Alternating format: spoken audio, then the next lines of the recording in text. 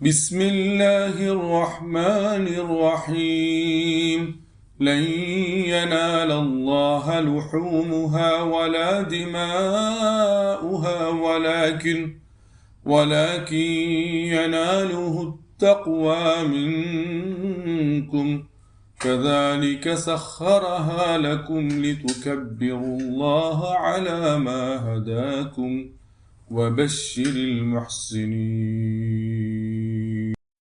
പരമകാരുണികനും കരുണാവാരിധിയുമായ അള്ളാഹുവിൻ്റെ നാമത്തിൽ.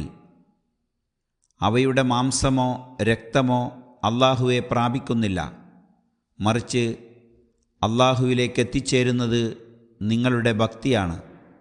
അവൻ നിങ്ങൾക്കവയെ അവ്വിധം അധീനപ്പെടുത്തി തന്നിരിക്കുന്നു. അള്ളാഹു നിങ്ങളെ നേർവഴിയിലാക്കിയതിന് നിങ്ങൾ അവൻ്റെ മഹത്വം കീർത്തിക്കാൻ വേണ്ടിയാണത്. സച്ചരിതരെ നീ ശുഭവാർത്ത അറിയിക്കുക. സൂറത്തുൽ ഹജ്ജ് ആയത്ത് നമ്പർ 37.